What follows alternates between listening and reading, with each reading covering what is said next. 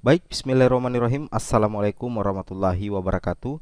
Jumpa lagi dengan saya di Abil Maiwa Channel.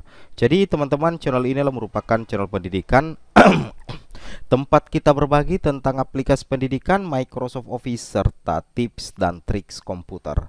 Jadi pada video kali ini Bapak Ibu ya, kembali lagi admin akan mencoba ya mengupdate sedikit informasi terbaru terkait P3K Guru di tahun 2022.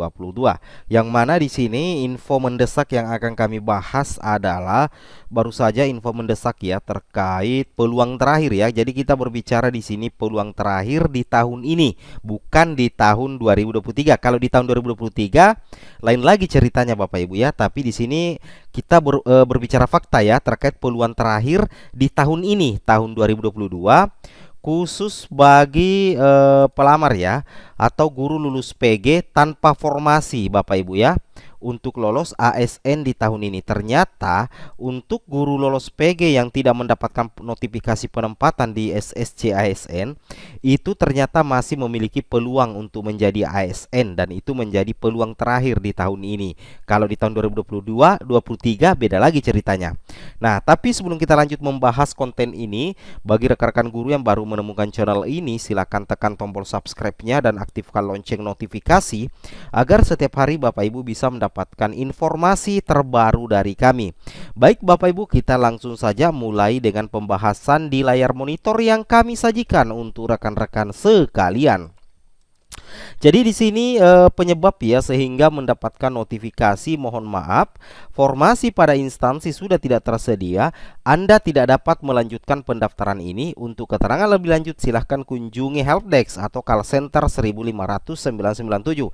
Penyebabnya itu yang pertama yaitu adalah memang di instansi Bapak Ibu itu tidak dibuka formasinya, atau formasi sudah diisi oleh P1 tidak sama dengan ijazah yang dimiliki dengan tugas yang diampu, atau bekerja di lembaga lain tapi terdaftar. Dan ketika Bapak Ibu mendapatkan notifikasi mohon maaf formasi pada instansi sudah tidak tersedia, maka secara otomatis Bapak Ibu dipastikan tidak bisa resume ya, tidak bisa resume.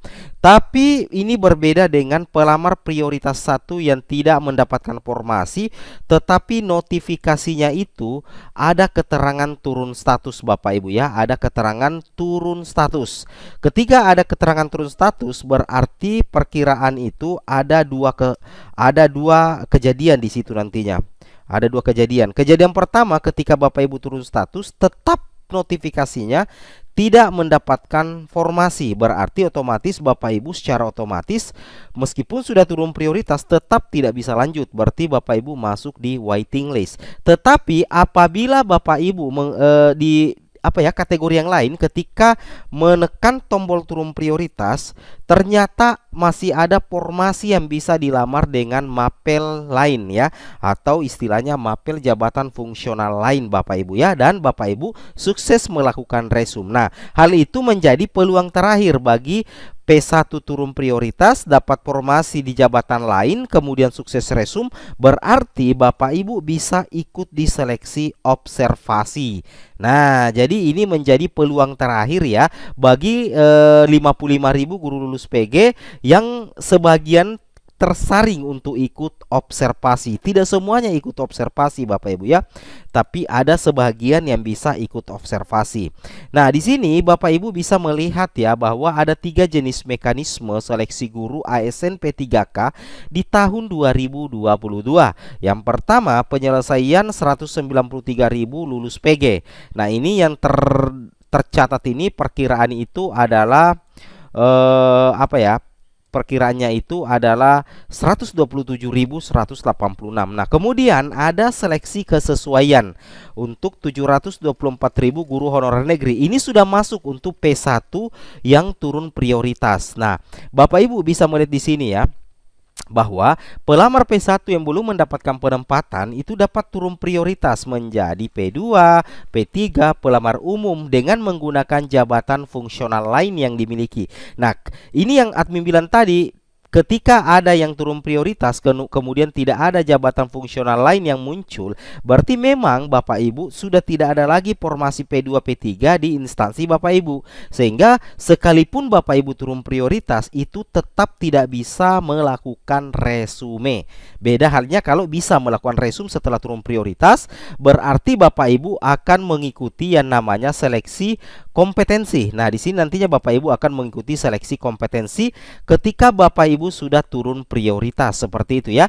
Nah, ketika Bapak Ibu lolos seleksi observasi dengan nilai tertinggi, maka Bapak Ibu akan lolos menjadi ASN P3K dan bisa ditempatkan di sekolah induk kalau masih ada kebutuhan. Tapi kalau tidak ada ya ditempatkan di tempat lain. Nah, inilah yang kami katakan tadi bahwa sebenarnya yang tidak mendapatkan formasi tetapi sukses turun prioritas, masih ada kesempatan Bapak Ibu ikut di observasi kalau bisa resum dan ada formasi P2 P3 yang bisa dilamar dengan linearitas mapel jabatan fungsional lainnya.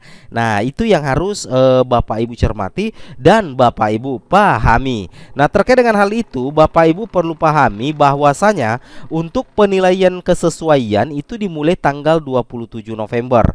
Kemudian ada juga penilaian kesesuaian oleh Dinas Pendidikan dimulai 29 November dan pengolahan hasil penilaian kesesuaian itu dimulai tanggal 3 sampai dengan 13 Desember 2022. Nah, seperti ini Bapak Ibu ya, peluang Bapak Ibu P1 turun prioritas, kemudian juga P2 murni, P3 murni untuk lolos menjadi ASN. Jadi ada 3 skema. Pelamar yang lulus akan ditempatkan di sekolah induknya. Nah, seperti itu ya.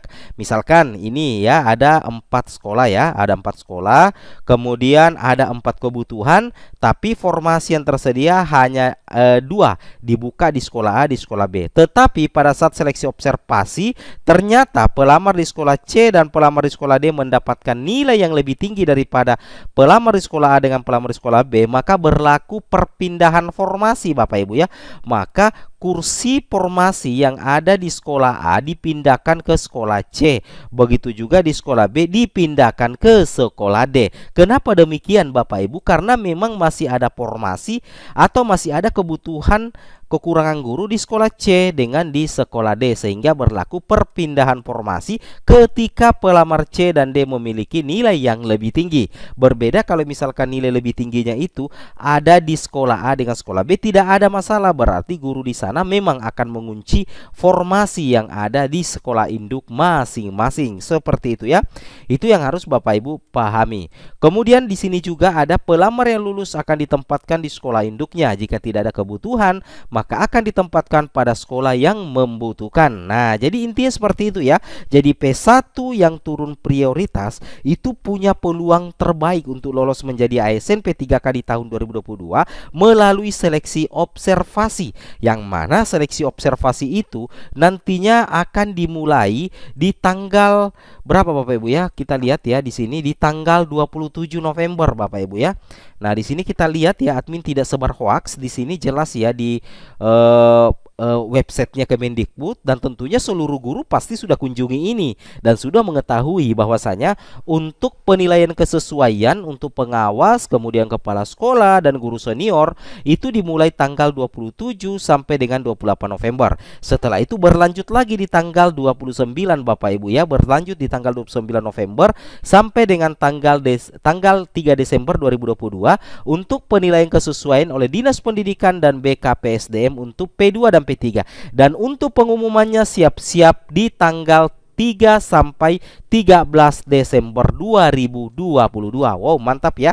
Jadi nantinya penentu kelulusan Bapak Ibu di observasi karena akan ada rekapan hasil nilai itu dimulai tanggal 3 sampai dengan 13 Desember 2022. Ini jadwal resmi dari BKN ya. Oke. Mungkin cukup sampai di sini informasinya ya. Assalamualaikum warahmatullahi wabarakatuh.